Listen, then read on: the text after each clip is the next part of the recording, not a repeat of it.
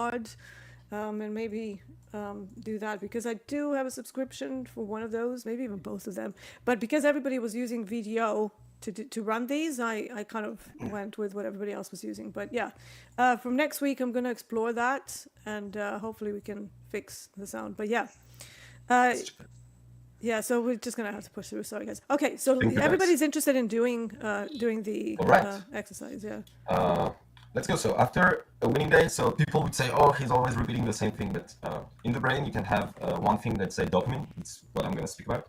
But dopamine plays 50 different roles in the brain and the body. So that's why we speak a lot about it. Most of the time, it rotates around the same topics. But yeah, this time it's kind of different. So when you win after a winning day, what happens? Good morning, Coach Hoop. What happens after a winning day? It's the dopamine trap. Okay. So you can boost a surge. You get a huge wave of dopamine in your brain. And the brain's Order filled. You feel exactly. like, oh wow. Exactly. And the brain's reward system, especially the nucleus accumbens, makes that you feel good. And your brain says, this feels good, do more of this. Okay. It's the principle of compulsive addictions, like eating, like smoking, or stuff like that, or drinking, etc. But you can also say in trading, I'm on a roll. I can take more risk. I don't need rules. And this leads to overconfidence without us noticing it. And for the people who were here for the last two sessions, you already know that in the brain you have two parts, an emotional one and rational one, sort of, roughly. And when the emotional takes over, the rational, logical one, the PFT, mainly gets shut down, sort of. Okay, so it becomes less active, and you can't regulate impulses because dopamine is too high. And so I can feel it for myself. Winning puts you at risk of losing your edge, of abandoning your edge. And the danger is we chase the high instead of following the plan. We get emotionally attached to the identity of being a winner. I'm a winner, okay? And we feel pressure to protect or extend the streak. That's what happens. It's natural. And so unconsciously, you change your goals Order from filled. process to performance. When you win, unconsciously, you change your process, your goals from process to performance. And that's when we get lost. So I knew about the dopamine side of things, and the dopamine making things more difficult because it increases productivity and desire to do more, right, in motivation. And in a lot of the times that can be a good thing. I'm just gonna try 1 micro long copper here. It's only a combine. Let's go. But Asia has been going up like all day. We just popped outside of the initial balance, and using a pretty large stop, which is why I'm only with 1 micro, because that's what the candles go for. But we'll see whether we can maybe rotate back up to the top of this initial balance range for London. We bounced from VWAP, failing the auction. We have 7 minutes before we can confirm that the auction is actually failed, and granted should have quoted a little bit earlier. But Order it's filled. important stuff, so just wanted to plop a trade in so we can look at something. Please Yes. do, yeah. Yeah. All right. Please So that's what happens after a winning day. And after a losing day, you have not the dopamine cocktail, you have the cortisol cocktail. And so what happens at this moment in your brain is that loss triggers the amygdala.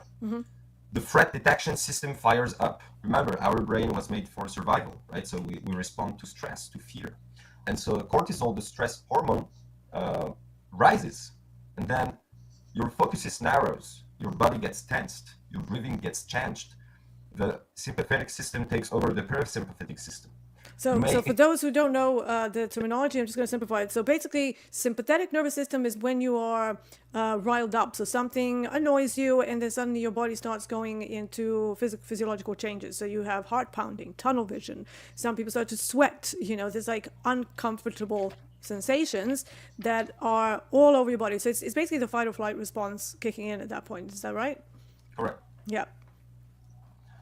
Thank you. And so at this moment, when cortisol takes over, when dopamine takes over, you feel great. But when cortisol takes over, with trading, you may experience shame, doubt, fear.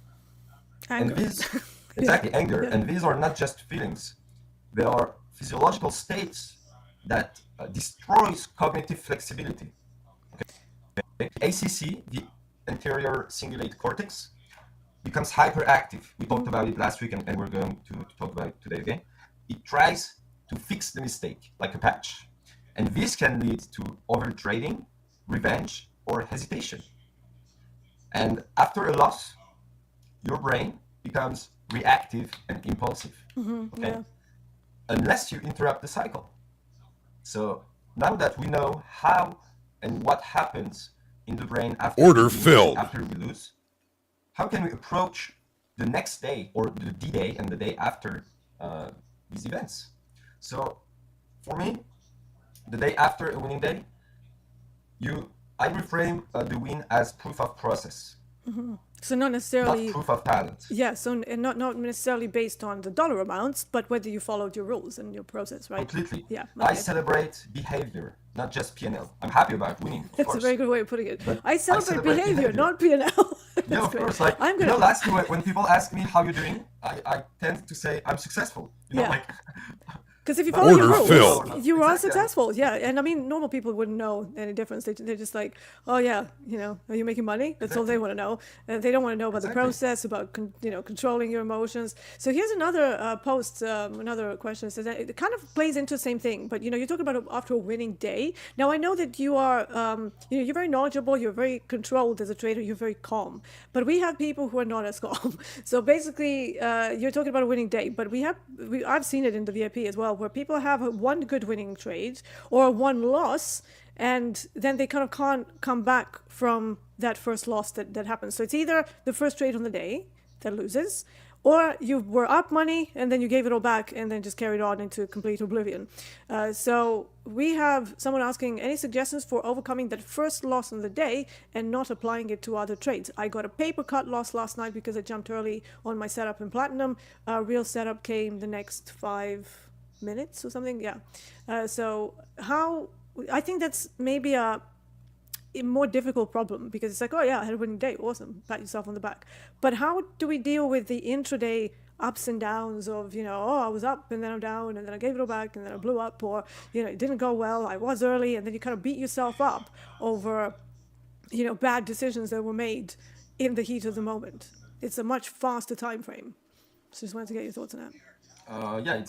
It's about a loss. We were on the wins, but I'm going to go over. Thank you for the question. So for me, there's multiple elements again in this great question. So as you perfectly described it, so now I'm speaking about mainly during the day and after the day, but intraday. So you take a trade, you win. Now you stop. Okay, if you were with us for the last 2 sessions, if you were not, please watch the replays. We went through the intraday's mental swings, indeed. Through wins and losses. Not a lot, but we went through a couple of examples. So, did you follow your plan based upon following your process, or was it based on luck? If it's based on luck, think that you had a loss. Step back, refocus. Okay, so imagine as if it was a loss. Yeah. So even if it was a win, you imagine as if it was a loss. If it's based on luck, if it's not based on luck, let's say you followed your process almost perfectly, it worked. That's a win. Order fill. That's a win. But now your plan is your plan to end the day. If yes, then second trade you take a loss. Okay, analyze the loss. Did you follow your plan in terms of sizing, in terms of entry, in terms of risk management, in terms of money management? If you tick these 4 boxes, which are all very important individually, then your loss was following your process. Okay, so a trade that followed your process and your intention, then trust me, there's 100% chance you won't feel bad.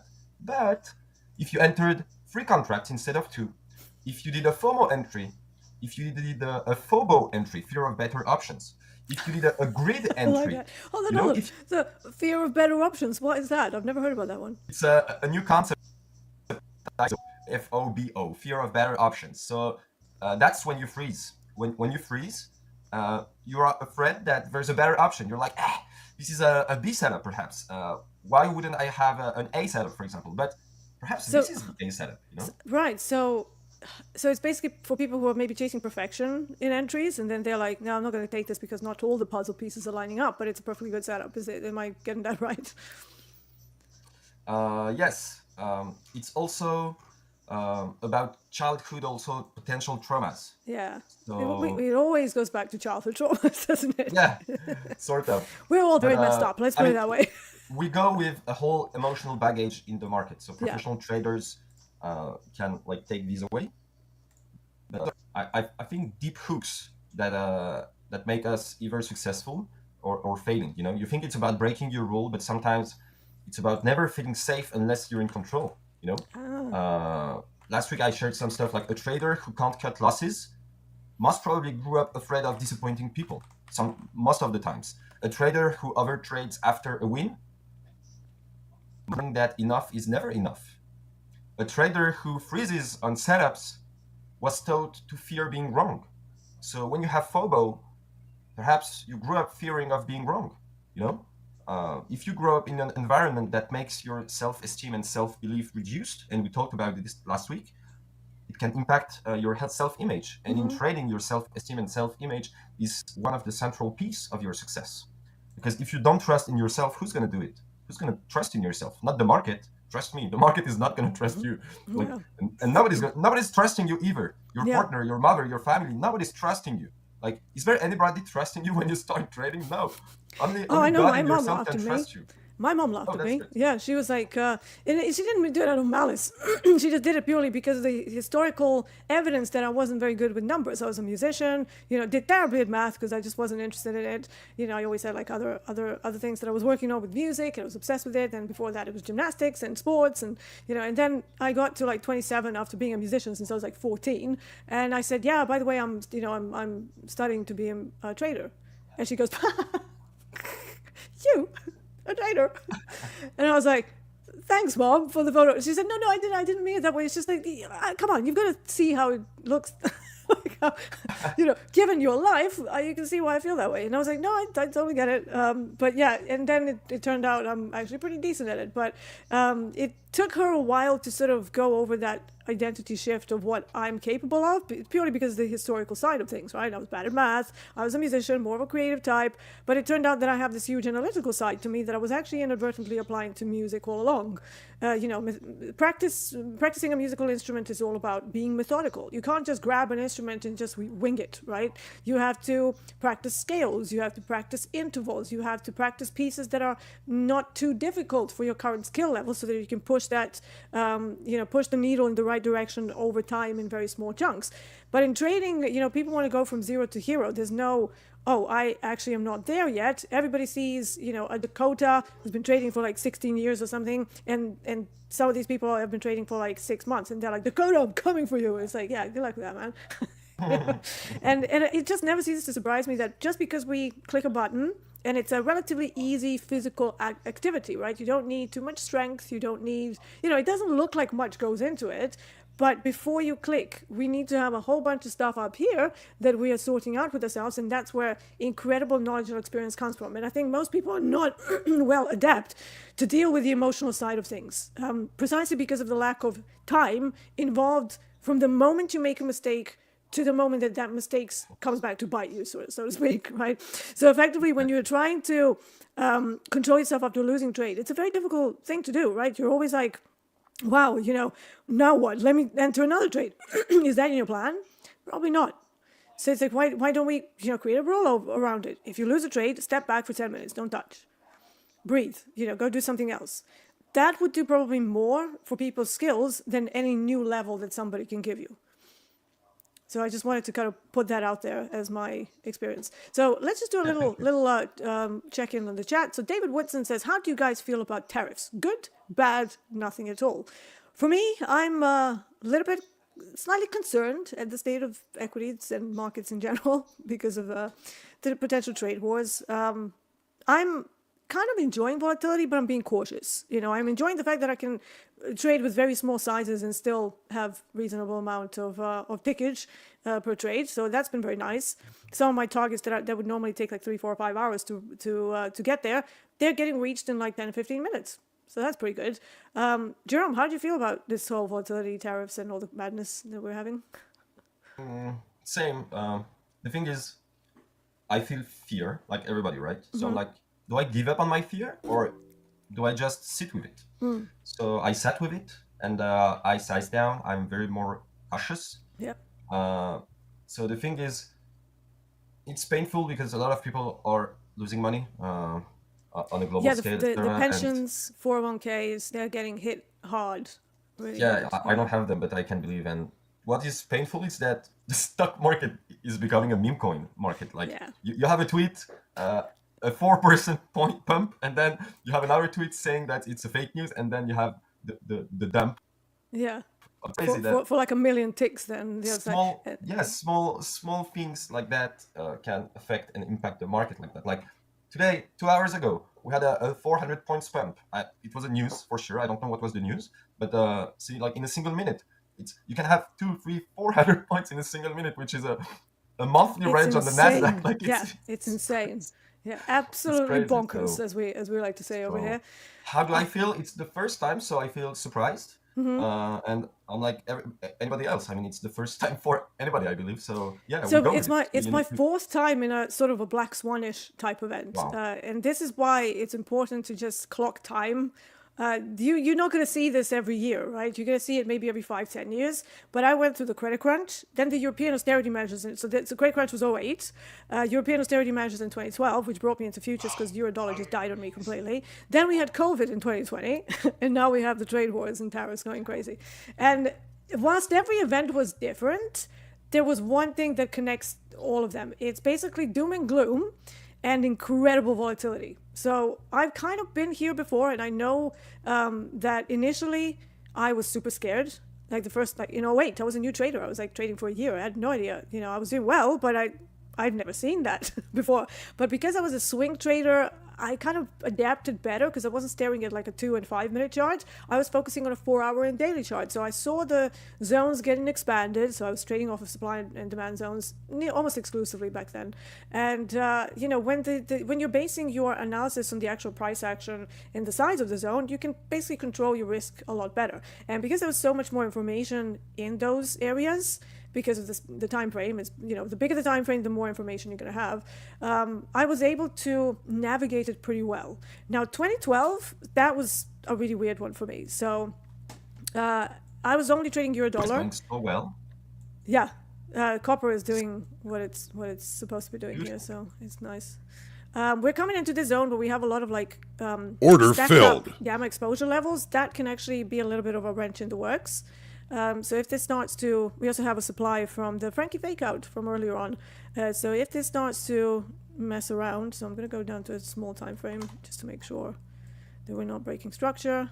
And if we are, I'll be out of this. And this is probably one of the times when I would move my my stop loss in Order my filled. stop. Yeah, wake up, D. Order filled.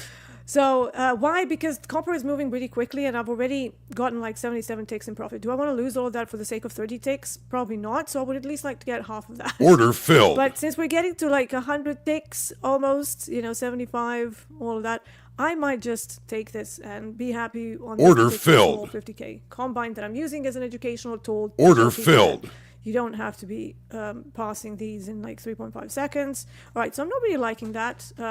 A little bit of a stutter around the put support. So that was about 80 something ticks, 70 something ticks, because it's $1.25. Almost no heat. Beautiful trade. Almost no heat. Once you catch these moves, if you are even partially right on direction, the volatility just pushes it your way. So you effectively know very quickly whether you're right or wrong. That's one positive thing about high volatility. Does it irk people? Does it cause a lot more anger? Because, you went to a trade and you saw I used an 80 tick or 60 tick stop. 60 tick stop loss.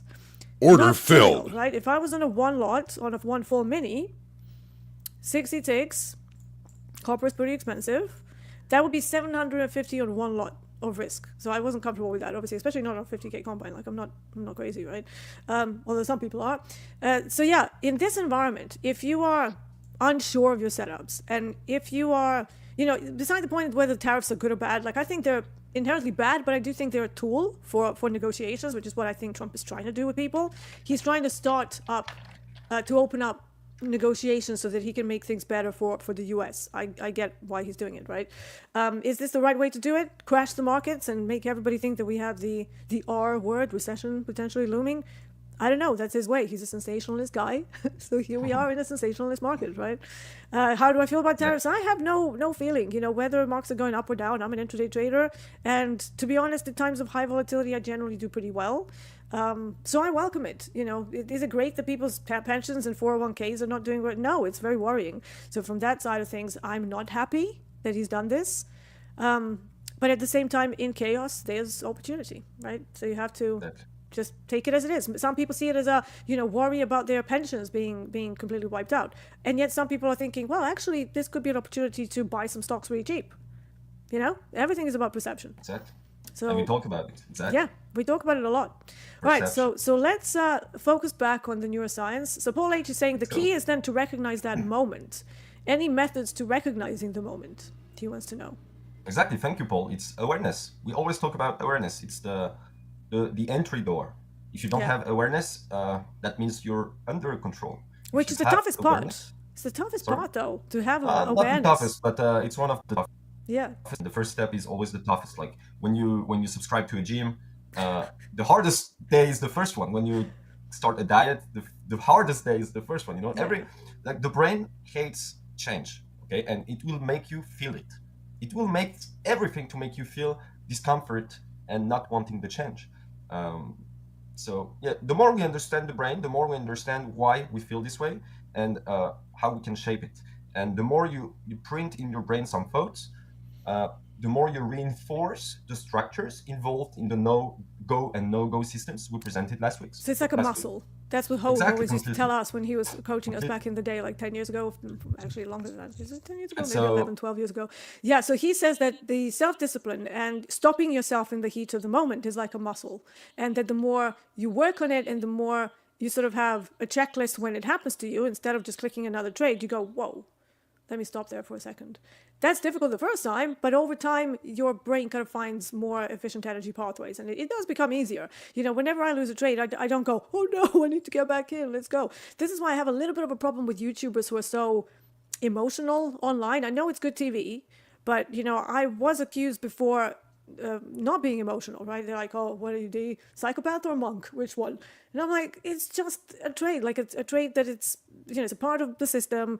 Win or lose, it's all just a probabilities thing for me. It either falls into the basket of where this setup worked by a factor of, 64%, or it falls into the other basket of days when that setup doesn't work. It's like, to me, it's not anything to be worried about or get stressed out and angry and whatever. It's just data and probabilities. I know it sounds super boring. I know it does. I wish that I was a more exciting trader, but I'm not. I'm all into statistics. That's where my comfort is. But I also think that that's where I don't get emotional because I always manage risk appropriate to the account balance. Somebody asked me whether I still go on tilt. Do I sometimes get annoyed?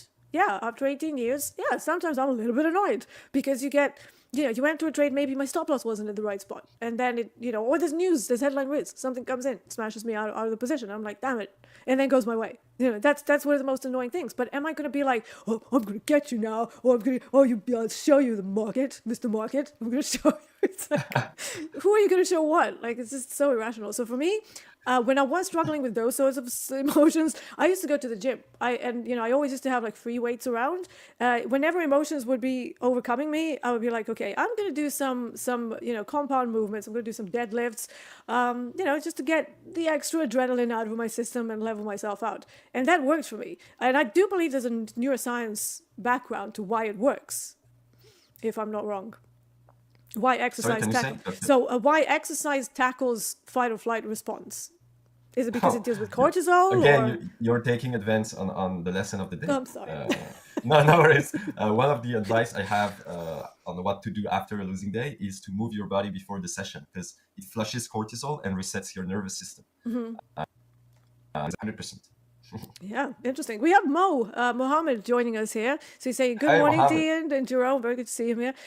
He says, good morning, brother, to you. He said he's agreeing with in chaos there's opportunity. So he said, I know he was stalking Apple at a particular price. He said it was yesterday 170, now 176. I do believe that, yeah. So he was looking at 170 to buy it. And he said buying Apple at 170 was a dream 2 weeks ago. I just love how he's so positive, and the world is falling apart, and it's like, I got my dream. Exactly. I got Apple at 170. So you see, it's perception. All perception. Yeah.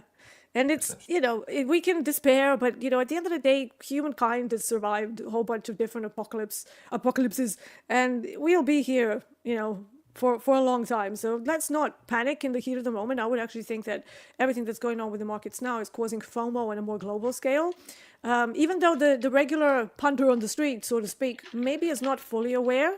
Like, everybody's heard about tariffs by now for sure. But, if I talk to my friend who works for a shop, he's a, floor manager, is he really going to know what Trump has just done with tariffs? Does he read news? Does he, probably not. So it probably hasn't seeped in. It's not like, oh, COVID, the virus, we're all getting affected. It's a little bit of a different state. So I do think this is a bit of an overreaction. So let us all kind of try, learn a little bit more about neuroscience and not overreact to these events. All right, so let's continue. I jumped the gun a bit on the Well, it's all exercise. Yeah. So yeah, basically we were at how to approach after a winning day. So what to do is when you win, journal your mindset after the win. How do I feel today? Did I follow my plan or did I get lucky? How do I feel? And I always re-anchor myself, okay? And tell myself, I'm not here to feel good. I'm not here to win. I'm here to stay consistent. And repeating this to myself reinforce the approach. And so one of my rule is no deviation from plan after a green day. And the brain loves to expand after a win because you get dopamine strike, right? So the brain loves to expand. Your job is to contract back to structure. Okay, that's your job. And so for how you trade today, it's how you reset from yesterday, right?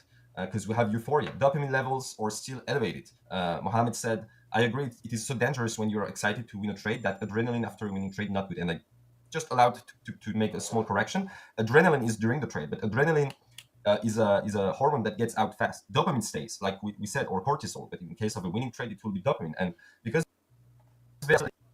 you feel sharper, faster, more in the zone. So And dopamine. So let me see if I understand this right. So dopamine can stay, and I know I've read a few studies on the fact that if you get dopamine out of whack, it can take up to a month to come back to baseline. Like, is that really true? 3 weeks. 3 weeks. Yeah. 3 weeks.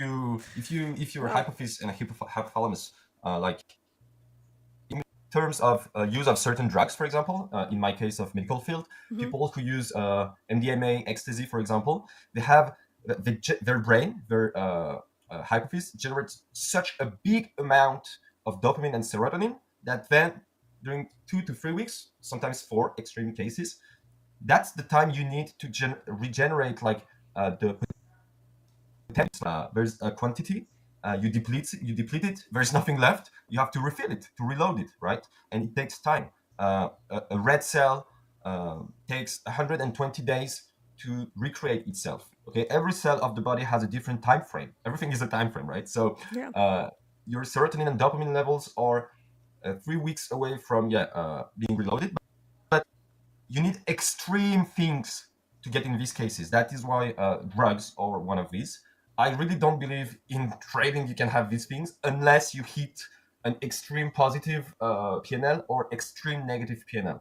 Let's say you lose a huge amount of money, you have so much cortisol, and you lose so much dopamine that you get into depression, but you can also have you can do a heart, you can do infarctus, right? You can die from it. You can, if you have something wrong with your cardiovascular system, then obviously it gets dangerous. Exactly. With high cortisol, high heart rate, stress, and everything. That's how traders have heart attacks. Like, this is why you hear these horrible stories about traders who have lost a ton of money and then went and jumped off the building. That's not normal.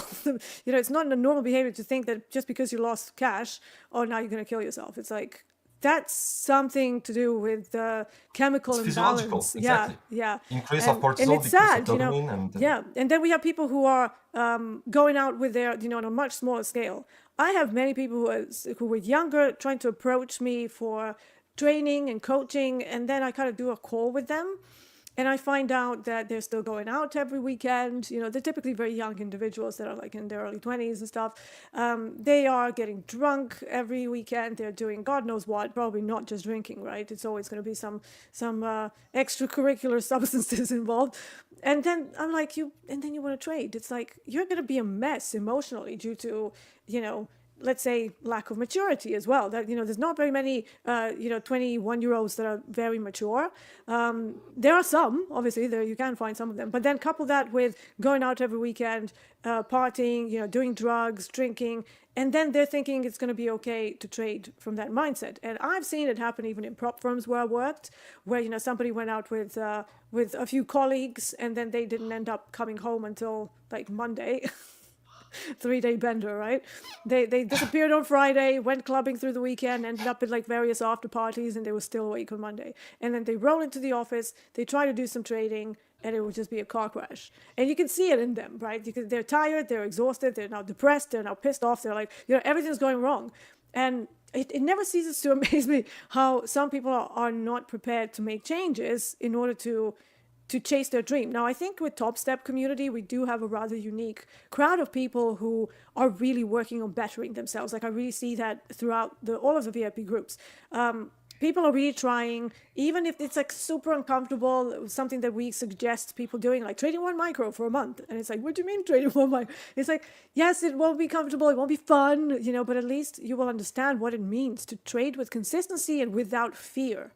And I think that's not talked about nowhere near enough to basically train yourself to the point that you're so systematic and mechanical in your trading, then when you do size up someday, you will know how it feels to trade sustainably. And I think the feels part is what everybody wants to skip over and go from 0 to hero, right? I want to trade 15 lots today. It's like, great.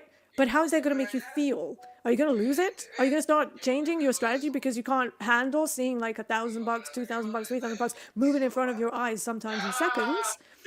Is that something you're prepared, like mentally adjusted for? Probably not. It takes adjustment. It takes practice. So how can we possibly? So okay, exercise before trading. You're saying, right? That's one way to tackle it. The thing is, yeah, when you win, this creates, and we all felt it. This creates an illusion of invincibility, right? Yeah. The So should we one. exercise after we win as well? No, I mean you could. The thing is, what happens?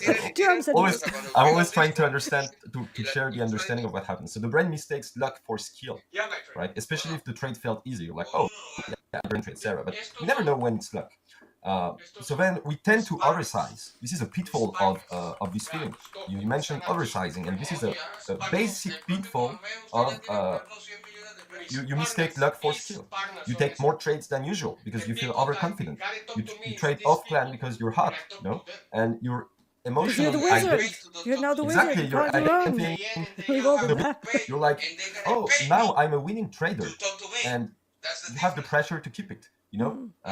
There's 2 stages of a trader. I mean, of course, there's more, but profitable and unprofitable. But when you become profitable, you have the pressure of staying profitable, right? This is the whole brain trick, like process over performance or performance over process. So is that why we see people who go on hot streaks?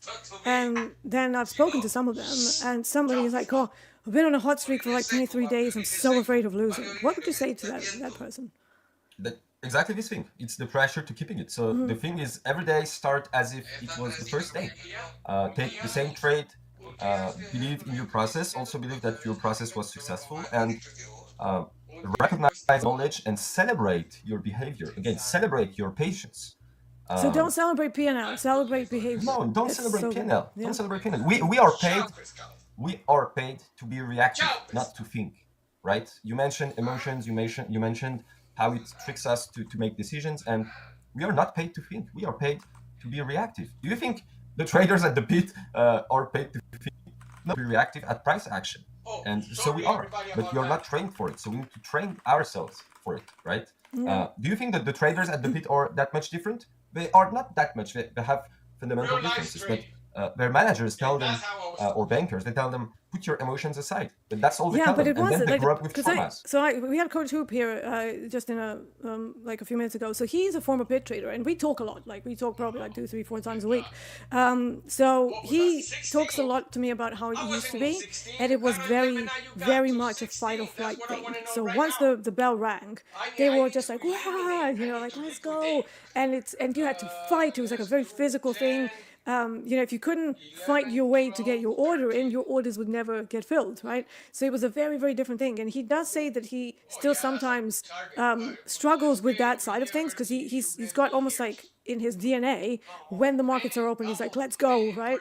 So he's worked a lot on himself to move away from that mindset, and I think that's probably the biggest change between electronic trading and pit trading, where pit was very physical, very, testosterone driven, and, craziness, like 300 people around you, everybody's shouting, everybody's like shoving each other. And, we've heard pit stories from Eddie. People got stabbed, he broke his elbow a few times. It was it's like being in a ring, not actually being in the markets. It's totally crazy to me to think that that's how it was. I wouldn't be able to do that job, I don't think, if it was still that way.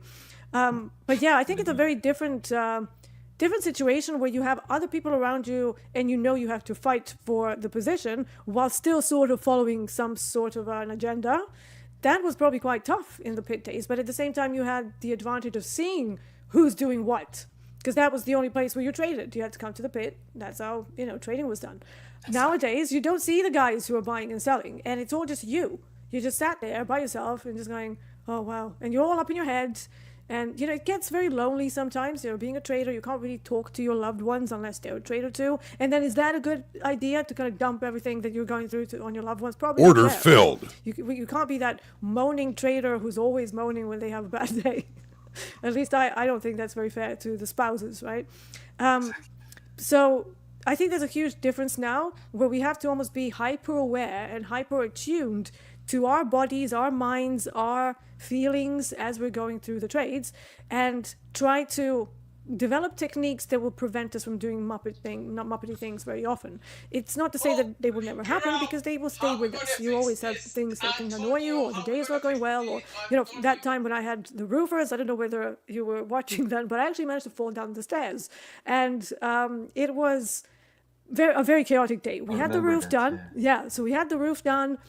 People going in and out. I had dogs next door. Some of them were barking. Some of them were like upset that there's people in our house.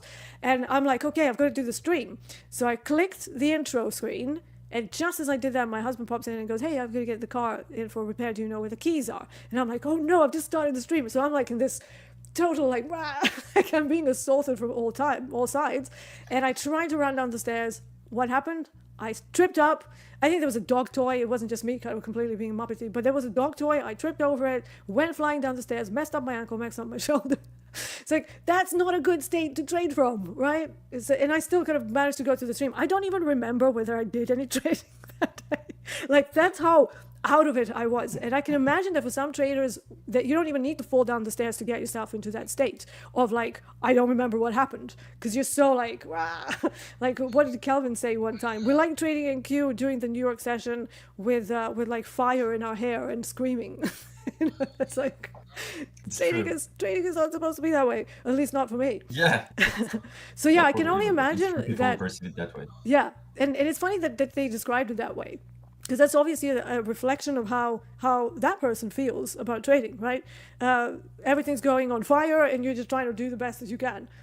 I don't think that's the right way to look at trading, whatever. And it's perception again. Yeah, and here's something that Hope actually told me last night, that Hogue told him back in the day. He said, when the markets get fast, I have to slow down, or I have to be slow, or something along those lines. I don't know whether I'm quoting that correctly. But basically, when the price action goes nuts, the first default response cannot be, I need to get in, how do I get in? It needs to be, whoa, I need to step back and slow down. And I think that's something that every trader needs to develop. And it's going to be difficult. But again, this is why Jerome is here, to help us kind of navigate the very difficult waters of emotions in trading. All right, so let's continue. Let me just check whether we have any more questions here. So, yeah, one of the things I do, and it's creating habits, right? Create habits. And what you describe, falling off the stairs, when you have the habit of recentering Order filled. yourself and your awareness through breathing, you will overcome these events. You will not get absorbed and be a victim of life events. We are all victims of life events, right? Yeah. The goal is not to react to them, Yeah. right? It's to control our reaction. It takes time. So when you win, whether it's once or it's a streak, breathe. 3 rounds of deep breaths. Breathe for 4 seconds, hold for 4, and exhale for 4. Okay, and then you box take back breathing. the process. And so, Yeah. And so mainly ask yourself, if I was coming off a loss, would I be this eager to risk today? That's what I ask myself every time. If I was coming off a loss, would I enter this trade? Would I enter this place, this structure, this size? I'm not. I am a professional. Sorry, my job is to follow structure, right? And I'm not here to make money. I'm not here to feel like a winner. I'm not here to prove anything to anybody. I'm here to follow my plan regardless of result, 100%. Yeah. And so, one of the things I practiced and worked well into is after a win, especially a big win, I trade smaller. What's the mental process through it? Okay, if my trade is going to be a win and I already got a big win, do I need another big win? Definitely not. Okay? Yeah, that's So, where I size down. Riker said, he was on TopStep, he said, I have less than I want, but more than I need. And I think that was a very Yeah, good way. very to- inspiring. Yeah, Yeah. I inspired myself from it as well. Very same. inspiring. Love Yeah. that. And exactly, it's small wins compound. It's a mental process. It's a mental process. And so you can do the edge replay exercise pre-market. So rewire your focus instead the PNL, right? Your focus. Review your winning trade. If you want to trade, review it. Okay. Ask yourself, what exact part of my system did I follow well? What exact part of my system did I follow well? Was anything I did outside my rules?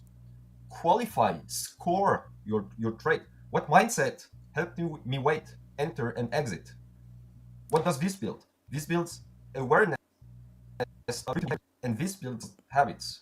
Yeah, so habits are incredibly important, and we need to understand that. Order So filled. here's how I like to teach people. Whenever you have a setup, it's kind of like its own habit. What default position size you're using, what stop loss you're using, what risk reward you're using on that particular setup. And I find that the less defined setups, the less the setup is defined by a trader, the more mistake prone they are, right? So they make more mistakes because they're not entirely sure what they're expecting of it or how it's going to play out. So it is lack of experience and confidence in some way. But once I set the clear guidelines, a lot of them actually just fall in line, which is always very interesting to me in trading. Somebody who does 50 trades a day, and I'm like, well, why did you jump in and out of this one position when it was, let's say, reversal from the value area edge? We got up there, touched it, reversed. Like, what was your thinking to just kind of keep going in and out when it was just like going down? Why not just stay in on one trade? Why make the job more difficult? And they're like, oh, I wasn't sure. So, I kept kind of jumping, racking up commissions along the way, And I'm like, okay, so now let's try the do or die approach. Either you stop or you target, do not overmanage. Let it go. So I had a bad So just stop kick off a loss. trade and Let's see how I'm a lot more profane we're gonna get sometimes this. in We're my gonna get this. dealings with people who I know better. So I would be like, yeah, just kick off a trade and F off.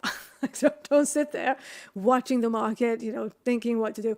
And most people will find that if the setups are defined well enough and based in statistics and observations that the trader has had before, they will be able to breathe better. They sort of start relaxing into the trade after a while, rather than Order oh my God, filled. Oh my God, it's going against me. Oh my God. It's like you take away the control to overmanage. You can't touch it because D will be mad, right? So they have to either let it go to target or hit the stop. Why? Because that's the first step to getting some data that is not polluted by our emotional decisions. One of the things I don't like about people messing with stops and then, moving targets, expanding targets, doing that, to me, that's not rational and it's not really strategy. To me, it's just the emotional brain going into overdrive and going, well, I'm going to protect this position now. And I'm like, why? Just chill, man. Like, it's okay.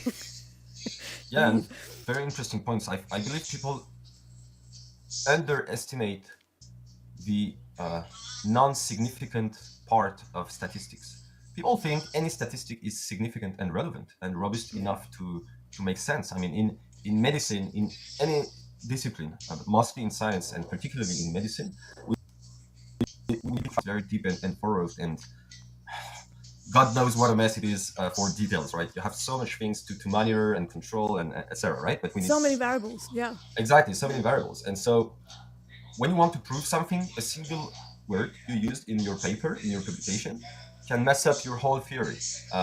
Let's say you said would instead of should, and then your whole paper becomes meaningless. Trust me, like a year of work becomes meaningless. Yeah, so, because you claimed because one is claiming that it's true and the other one is assuming that it might be a possibility, and those two are very different things. Would and should, right? Yeah, I get what you're saying. And in trading, Order especially with filled. data, and people see something like you said, IB reversal area or whatnot, this is the high the setup is 67% win rate, so I got 67% of winning.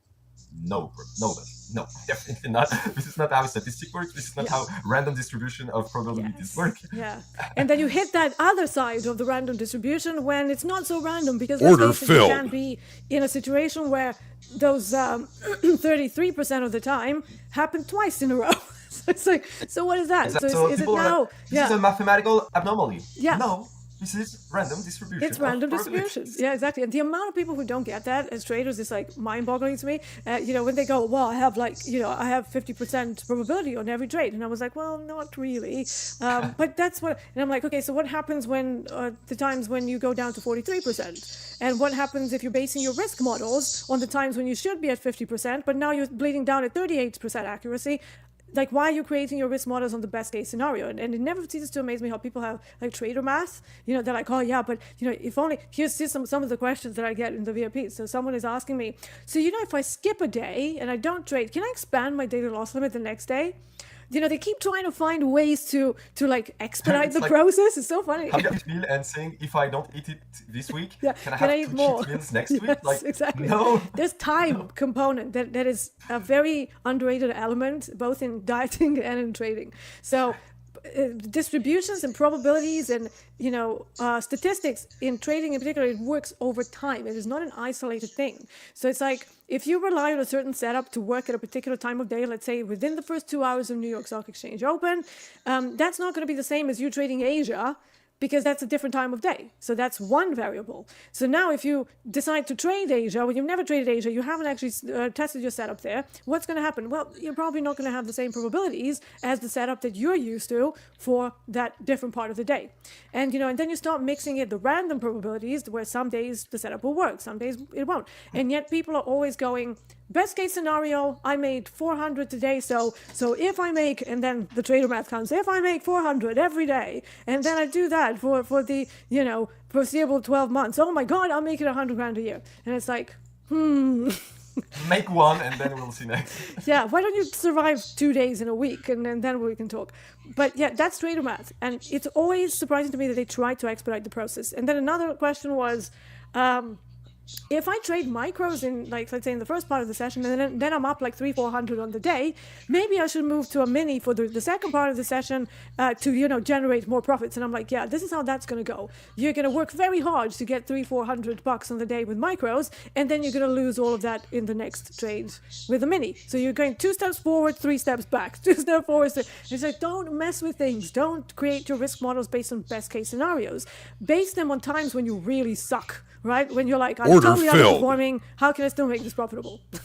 And this is why I like the higher risk reward systems over higher accuracy and negative R's. Because I've seen over higher reward systems are more stable over time.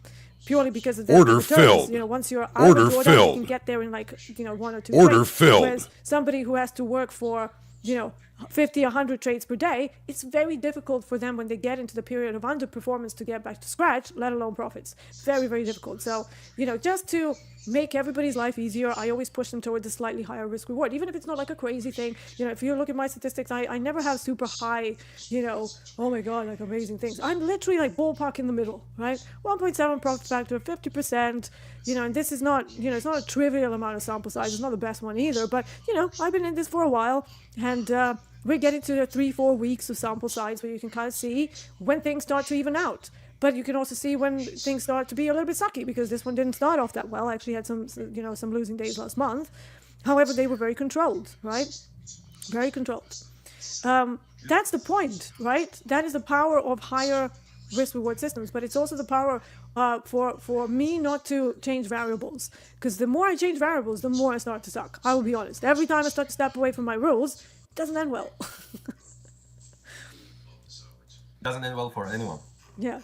Me as well. Yeah. Time is flying, I'm saying. Do you want us to go through the losing day part? Yes. So people don't miss it, and then we can go through the practice. But thank you for always on point and very meaningful extra elements. Love that. Love being with you. Can you guys, ladies and gentlemen, hit the like button for D? Yes, hit the like button for Post, Jerome as well. thanks, D. We have these wonderful Euro sessions, and thanks, D. We are here today, and I am able to be here today now every Wednesday. So thank you guys for doing it, and yeah, please cheer up for Diana. And for Jerome, come on, guys. Yeah, and Mo was asking for likes as well. Come on, do it for Mo as well. For Mo as well. And so after a loss, basically, cortisol spikes. The amygdala becomes hypersensitive. You may feel fragile. Am I even good at this? The brain under loss wants certainty, right? Order filled. Wants a win just to feel safe again. And this is where revenge trading is born, right? So basically, one of the things I do every morning or every time I lose is sort of 5 slow breaths, 4, 5, 6 slow breaths. And I place my hand like on my chest, on my belly or something like that. And I physically ground myself so it can lower cortisol. I do some movements, some body movements. And I tell myself, yesterday is gone. Today is is not for recovering. Sorry, today is not for recovering. It's for reconnecting. Okay. Yeah. And so then what I want to do is celebrate behavior again, celebrate discipline. So I celebrate things like I didn't force a trade. I stick to my sides. I didn't over leverage. I journaled after my entry, and this rewires and strengthens the reward system towards discipline, not just money. Okay, you start to think about 100%. I lost. It's the expense. I mean, that's the business. Okay, you can't have 100% win rate, right? Yep. So that's the process I advise, and at least I go through. And so then I have the emotional debrief journal. So what emotion dominated me today or yesterday? What did I believe about myself when I lost? What would I tell a friend in my situation? Compassion, self-compassion, like last week. What do I want to practice today or tomorrow? And I reset my intention, perception, intention, manner of act. I reset my intention. Today, I trade like I've already recovered. Okay? Mm-hmm. So you basically go through a visualization as if you've already got over the loss. Exactly. If you don't, like, the brain loves to link yesterday's actions to today's behavior. It loves that. The brain loves to do that. Yeah. And if you don't reset intentionally, you will trade from history instead of presence. Okay? Oh, I had a big win yesterday. I'm going to hit it today. Boom, big loss. Yeah, I had a big loss yesterday. I'm going to make it back today. Boom, big loss. Guess so basically why? shifting your intention away from the past and into the future is something that we can use to control the emotions, especially after a losing day, but also after winning days, right? Exactly. Stay and reconnect to the present moment. So something that's very interesting is that it takes so much work to ground yourself after either side of things, right? This is why it's like, whether you had a winning day or a losing day, some people go through this kind of a roller coaster even per trade basis. They have a losing trade, they're all depressed. And then they get it right, they have a winning trade, they're like, yeah. It's like, it's a bit too much, right? Exactly. So I would be a little bit, careful with certain people because I've seen emotional people come into trading. We need emotional resilience. And if you can find ways to ground yourself, just know that winning and losing, they both bring high emotions. So this exercise that Jerome is talking about is basically there to ground you so that it doesn't affect the next steps. And that's the secret. What will you do next? That is the secret, right? Exactly. Yeah. So, thank you very much. After a win, tell yourself today is not a continuation. It's a clean page. After a loss, today is not a correction. It's a calibration. I like the word calibration. Calibration, yeah. I always say... The market doesn't care. So I always say, because I have a bit of a thing where I barely remember the trades that I took, even though I have photographic memory, but for some reason... I don't know whether I've just trained myself like that over the years, but I'd say that I'm like Drew Barrymore from 50 First Dates. I don't know if you've ever seen that movie. She basically is a girl that it's a comedy, like a rom-com, but quite funny. So she went through a car accident that makes her not remember anything past one day. So, she meets like Adam Sandler, they live in Hawaii, it's great, they have this big connection. And then the next day, he sees her in a cafe and he approaches her and she behaves as if he's some kind of a creep. Like she basically tries to get away from him and just really annoyed that he's talking to her. And I'm like that with trades, right? I do a trade. The next day you ask me and I'm like, what trade was I in on? And somebody says, "Oh, you're doing the RBOB trade," and I was like, "Was I?" I was saying, "Oh, okay, yeah, fine." So I literally have to go back through my executions to actually even remember what the trade was like. But I have systematic setups, so maybe that's why. So they're not that burnt into my head because it's always the same thing over and over. It's like it's either going to be this, this, or this. There's like about 4 of them. But yeah, I don't really get super upset. I don't, Because you're I've got over resilient. that. You have a high level of Yeah, resilience. yeah, That's why. exactly. And then That's I've why. But you trained built that. it. Yeah, You I built it, trained that. exactly. Yeah, I wasn't born like this. I was a very emotional child, actually. And then over the years, I'm now dead on the inside. No, you're not. I'm joking. I'm joking. All right. So we've got about 3 minutes left. Oh, do we? Yeah. Can we So extend we like can to extend 15 it. perhaps? Of course, we can extend it. Okay. So I'm So we just can gonna say finish we with the are gonna stay practice. here. Let's finish with the practice. Okay. Just want to Thank make you. sure we don't have anything Next else. time I Okay. will. So we have until this time usually, Yeah, correct? usually, but you know what? Sometimes if I have a trade on or something, I will keep going for another 15, 20 minutes. So, Is it it's all okay for good. you? It's fine for me. Calendar-wise? No, it's fine for me. It's like the only question that I would have is whether in the future they maybe bring more programming for the European session. So there might be another person in between me and the main Gotcha. session. So then we're going to have to be a little bit more mindful. But for now, we're all good. We got time. Thank you. So perfect. If people liked the topics discussed today, again, thank you, Dee and Mohammed and any other individual who participated. Now I want to invite you to do something a little different. I'm going to invite you to. So every Wednesday we're going to do a practice, right? We started last week. Today I selected. So today I'm going to invite you to a state where your brain might just short circuit its own, like shut down its own limitations. Okay, I'm going to give you one of the tools we use as a professional in the midfield. To do that, some coaches like life coach, mental coach, neuro coach, they use this as well. So if you want to make the practice, just follow it. Don't be active in the chat. If I invite you to close your eyes, please follow it. If you don't want to follow, it's all good. But respect the practice again. Respect the people who wanna follow it. And it's for you. It's not for me. It's not magical, but it's very effective. So if it doesn't work on you, sorry, not sorry. I mean, something else might work for you, but it might work. It might work and have worked for somebody else. So thank you for respecting it and respect your practice as well. If you believe in it, this can help you a lot. So all you need is honesty, imagination, and breathe. So now I'm going to invite you to take a moment to close your eyes, to let your shoulders drop, take a slow breathe in through the nose, let your belly extend, and exhale gently with the mouth or the nose, whatever is comfortable to you, with your belly being filled with the air. And now bring to mind a goal you've been struggling to reach, whether it is a trading milestone, a personal shift. Pick something you want deeply, but have not achieved. Now ask yourself, on a scale from 0 to 10, how close am I to this goal? 0 means you have not started yet, and 10 means it's fully done. Don't overthink it. Just notice the number that naturally arises. And I will ask you to remember this number, and we will call it your baseline. And now, still holding that number in your mind, I want you please to imagine something a little different. Look at Imagine that. this same goal is now Look at that. already achieved. Yes, you did it. It's done. It's real. Feel that moment when it clicks. How do you feel? When you look back and smile, do you feel the burden is lifted? Do you think the fog has cleared?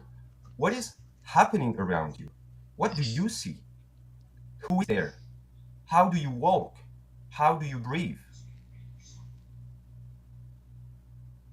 Let your whole nervous system experience the afterglow.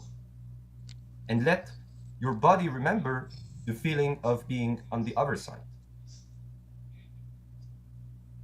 And now, here's the paradox.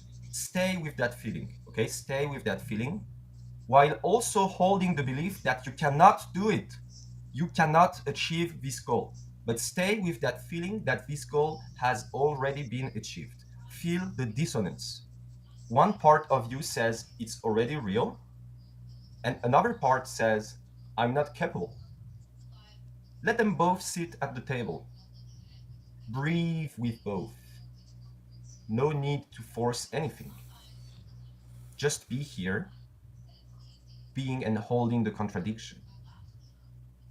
And now, very gently ask yourself again, on a scale from 0 to 10, how close am I to this goal right now?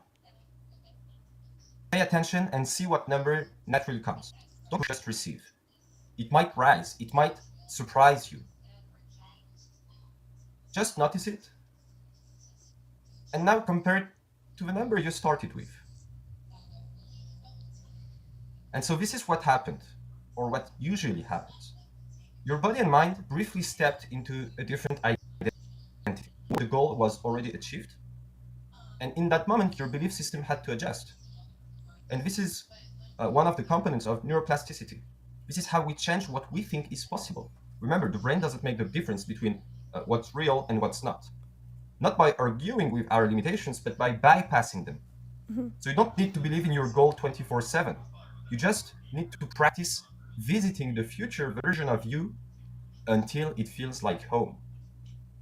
So now you can take one last deep breath, exhale slowly, wiggle your fingers, your toes, whatever, and you can gently open your eyes. And thank you for respecting and practicing if you did so. So before explaining what just happened in the brain, who felt their number rise? How did your body feel? Imagine success. Can you feel how your nervous system doesn't always wait for the external reality to shift, and sometimes it just needs a new internal signal? How was it, Dee? So, for me, I imagine maybe something that wasn't related to business success, yeah, I think I maybe had a bit of a negative negative outcome here. So, I have a chronic illness, right? So I imagine that my goal is to be completely healthy again, right? And on the first try, I said that I'm probably, imagining that I'm there, 6 was my number, right? But then when you ask me how close I am to that, unfortunately 3 popped into my head, and then I got a bit upset. But, maybe that's not the best goal to have. Yeah, because maybe it's, I don't know, maybe it's a different thing. I think it would probably work better if it's a trading related goal. So yeah, for me, I kind of expected the number to rise, but then I sort of reviewed, I don't know, something weird. So let me ask you this. So I tried to review how close I am to that actual goal, and the only thing that pops into my head Order is that filled. my body is not following. Can that also happen maybe in trading as well, where you kind of feel that your skills are just not there yet, so you kind of drop the number? So, okay, thank you for sharing this. So you basically went from 6 to 3, right? Yeah. But how you express the feedback for me is, it's not a bad thing, and that's something I've been told in my meditation practices. For this practice today, you were more mental than feeling. Mm-hmm. And that's what 5 minutes we practice. If we do it tomorrow, you might have a whole different order filled. So it's a practice thing. Yeah. It's a practice thing. For me, this practice is very powerful. That's why I said it might not work today for you, but practice it and you'll see it can bring magic. I saw in the chat some people loved it, some people it didn't work that much for them, and it's normal. It's not a magic pill, but it's something. For example, you said I didn't feel my body, or your body wasn't following, right? Perhaps order filled. At this moment, you were not able to perhaps pay attention to your feelings, but you were order filled. You know what I mean? It's we need to go more in depth in what the practice brought into your mind at the exact moment, etc., to understand, right? Yeah. But globally, that's why it would happen. It would happen as well is, once I invite you to keep in mind that you cannot achieve it, sometimes this feeling is so well expressed and imagined that people cannot increase the score. So perhaps that's it. But also the thing is, usually it works very well when people have a goal scored between 0 to 3, 4. So because yours was above 5, I mean, it doesn't mean it can't go from 6 to 8 or to 10, right? But it's harder. Let's say it's harder. Okay, yeah, that makes sense. So let's say that you're like, oh, well, how close am I to that goal? And I mean, I suppose I'm not your usual person. Like, I generally have very, very high standards about what I want to achieve in life, and I push myself to get there. So I'm probably not like your typical, person who's like, bumbling around in life. Oh, how do I get to the next stage? I'm somebody who just goes head through the wall and we go, right? So whenever... You're great. You're great. Your brain doesn't care if it's real or imagined. No, remember. No. And your brain only cares if it's repeated. Yes, exactly. So for me, it's always been the problem to kind of slow down and stop rather than to kind of try something new. I go into unknown situations, It's like the definition of my life, unknown situations. And I'm not afraid of the uncertainty. I know that a lot of people are. They want the comfort of a 9 to 5 job. They want the money to be coming in. They don't like the whole risk thing. It scares them. That's why many people stay in lives that they're not very happy with, because they're afraid of the unknown, or they're like, oh, how is my family going to think? So they're always thinking from that safety side. What if it doesn't work? Well, at least you tried. But what if I mess things up for my family? Obviously those are very, very difficult subjects. But for me, it was always like, right, I'm moving to London totally alone at like 20 years old. Let's go. And my mom is like, are you sure? Like, you're going to be on your own. Like, it's going to be very difficult. It's a foreign country. And I'm like, I'm going. Like, I didn't even think it through. I mean, I did think it through because I knew what I was going to do. I did another degree here. And, it's not like it was totally random. It was planned out. But I had no fear. I just don't seem to experience the same level of needing to be dragged back into comfort. So I think what's happened here with me, you're right, maybe my number was a bit too high, because I'm like, I really want to, obviously everybody wants to be healthy, right? So that was my goal. But because it was so high, I think when I thought to myself, how close am I to that? Not as close as I would like to be. And that's probably why I got a little bit upset. So I kind of You were felt... mental, exactly. So Yeah. that's what I say. You answered like 1 + 1 = 2. Yeah. It's not a bad answer. Yeah. It's not a right or bad answer type of question. It's about being mental versus emotional. So, but it also goes back to like grieving for something, So I've gone through a period of grieving who I used to be, which sounds stupid because it's like our lives change, and we all age. You don't have the same abilities when you're 19 and when you're 45. Like, it's normal, but because of the desire for me to do stuff that I still want to do in life, and because I enjoy the work that I do, obviously filled. I want to get back there. So every time I sort of think about things, and if I let my guard down, it does come up, but I try to kind of stay strong and pretend that everything's fine, which is not a good thing. I get it. It's almost like a mask that I put on. But it's just interesting that this little exercise brought some filled. strong emotions. Like, I'm going to be very upfront with everyone. Yes, there was a tear in my eye when I thought about 3 versus 6. Filled. I did get, I was like, don't cry, Dee, don't cry on air. Don't be one of those. But yeah. That was, regardless, a powerful practice. It's not there's no goal, but it's a different expectation from what I would have expected from the practice, but it was very powerful. Wow. Thank you for sharing. I totally went into the emotional side. Like, I could filled. feel it when I was imagining that I'm back to where I used to be. I felt myself being there. I was like, right, yes, what does it look like? You said, how am I walking? Some days I struggle with walking, but I'm like, yeah, I'm walking my dogs with no pain. And, I'm seeing my friends again, and I have a social life again. I'm filled. Every day. And, it kind of brought back some very happy memories for me. And then you're like, how close are you to that goal? And I'm like, not very close at all. And I think that's why it was like maybe too much of a cognitive dissonance in that regard. And that's why it brought up like so much emotion. I can't believe that it actually did that to me, because it's if like... you want, we'll go through in a couple of minutes about what happens in the brain. Perhaps it will help you have a better understanding of what happens. So basically, guys, I'm going to mention some zones in the brain that are known, and we mention them every time. So the first zone is the PFC, the prefrontal cortex, what we call the CEO of the brain. This is where decision-making, goal-setting, planning, and cognitive reappraisal happen. And so in the exercise, when you score the goal, when you imagine the success and you compare the beliefs, the PFC, this zone, this area is in charge. It's also responsible for holding contradictory limits, okay, self-limiting thoughts as well, like, I can't do it, and it's already done.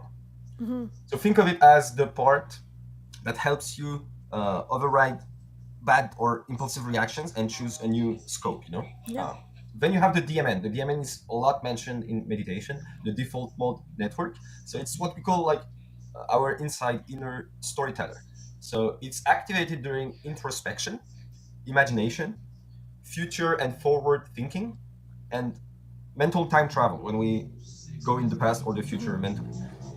It helps you stimulate a future self, reflect on personal goals, okay, reflection, and construct identity narratives. The whole identity narrative is within this network. And when you imagine the goal being complete, it builds the internal movie, the story. And this is how the brain rehearses identity shifts before they happen in real life. And then you have the limbic system. You already know what it is. It's the emotional core. So especially the amygdala and hippocampus. So the amygdala tags emotionally significant events, like the discomfort of believing you can't do it, or the confidence and the relief of imagining that you did. And so the hippocampus is the part that anchors the moment into memory, prints it into memory. especially if it's emotionally intense or surprising. And so they both create the emotional contrast. And your nervous system remembers the difference. The most powerful memory system in the brain, we have four. The most powerful memory system in the brain is the episodic memory. It's emotional.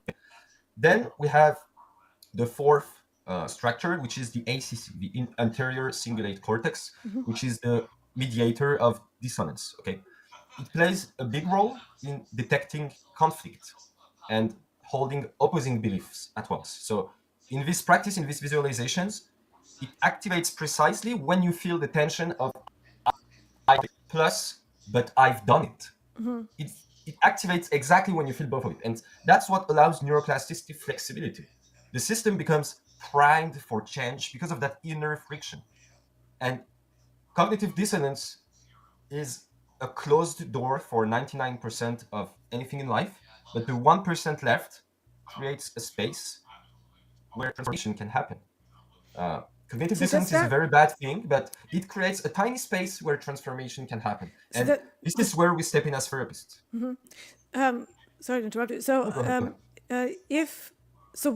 if we make that cognitive dissonance our daily practice, for example, does that mean that the increased neuroplasticity can make our brain more quicker to adopt new things, like new habits, maybe not changing the stop losses, or not moving them, or things like that? How often will we need to practice Order that to get filled. the benefit of neuroplasticity in this regard? Okay, very good question. Thank you. So I already mentioned that, but that was a while ago on TopStep TV. If you guys want to write it on a paper, thank you very much. I mean, I learned through my journey, but the first one is very well known. The Order second filled. is not that much known, and the second one precisely changed my philosophy of living on a day-to-day basis. So the first one is we need 21 days to create a habit in the brain and the body. This is a known thing. Not everybody knows it. That's every day. Every day. Every day, at least once a day. Okay. But some, if you 10 bad habits a day, then you would probably need 30 good habits to overcome the 10 bad habits, because Order filled. 10 bad habits a day Order reinforces filled. the bad habits to be Order principled, filled. right? So this is the first one. The second one Order is filled. you need Order filled. 90 days. So Order it's filled. 90 days so that a habit system becomes Order part filled. of your lifestyle.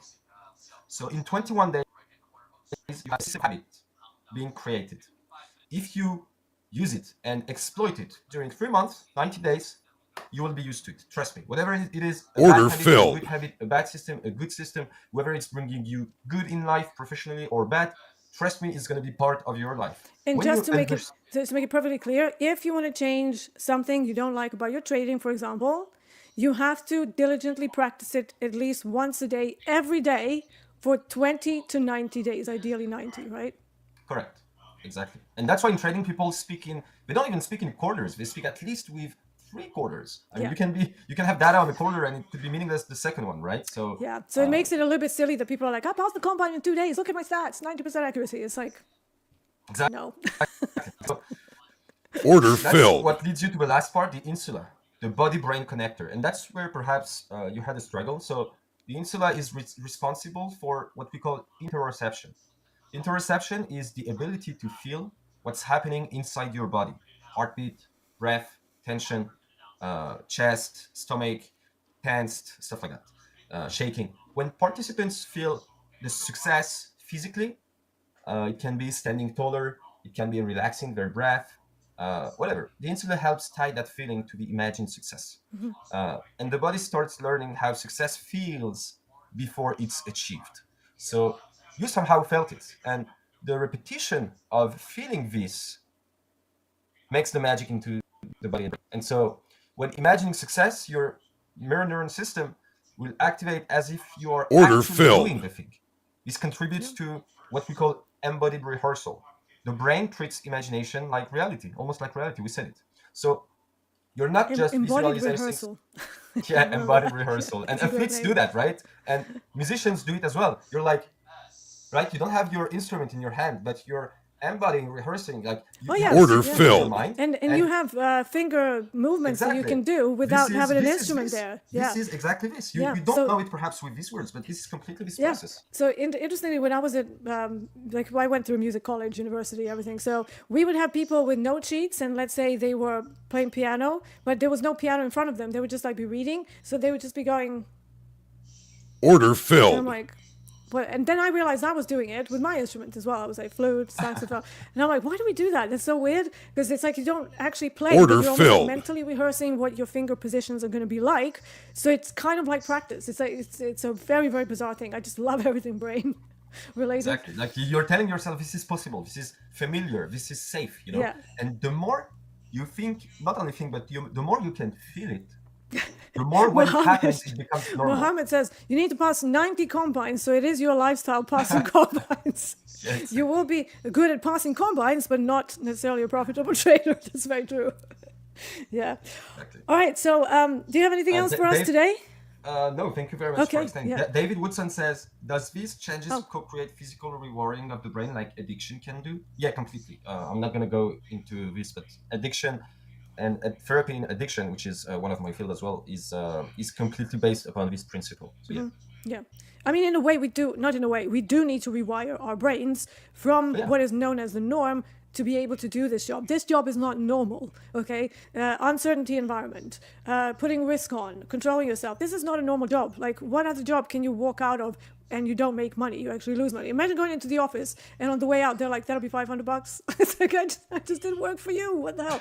Like that, it just doesn't make much sense in the, like outside of the trading world. But it is also one of the few industries where if you do work on yourself and if you work on your strategies, if you don't give up, if you don't over dramatize your losses and your failures and you keep going, at one point, your skills Order and filled. your self-control will be sufficient to get you where you want to be. Maybe not on the first try, maybe not even on the 10th and 50th try. But if you don't give up, you will get there eventually. All right, so I'm going to end it on that note. Yeah. Jerome T, thank you so much for another great Thank you, session. guys. This is absolutely so valuable. I'm actually learning so much stuff about myself, and you know, I'm relatively attuned to. Well, you know, I've been doing this for a long time, so I know a lot about neuroscience from a layman's point of view. But I was never guided through visualization, so I'm kind of finding out quite a few things about myself that I've never realized before. All right, so if you guys want to hang with us in Discord, I'm going to pop that in to the chat now. We have VIP groups, we have more Thank classes. you for attending. If you liked Yeah, it, thank hit you the for like button attending. and subscribe. Yep. Yes, like, subscribe. Obviously, you can even check out my channel as well. That's all underneath. In case people didn't know, I do have my own YouTube channel. It's been there since 2015.